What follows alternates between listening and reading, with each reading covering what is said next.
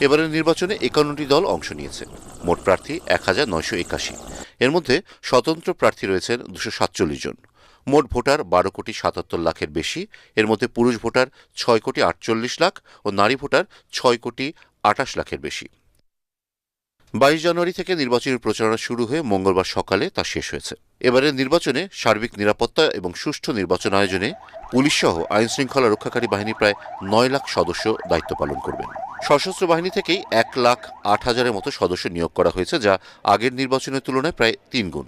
এছাড়াও পুলিশ সদস্য মোতায়েন করা হবে প্রায় ১,৮৭,০০০। আর নির্বাচন উপলক্ষে সারা দেশে আইনশৃঙ্খলা রক্ষায় ভ্রাম্যমাণ আদালত পরিচালনার জন্য ১,০৫১ জন নির্বাহী ম্যাজিস্ট্রেট নিয়োগ দিয়েছে সরকার। এছাড়াও নির্বাচনে আনসার ও গ্রাম প্রতিরক্ষা বাহিনীর সদস্য থাকবেন ৫,৫৫,৯৫৮ জন, বিজিবির ৩৭,৪৫৩, র্যাবের প্রায়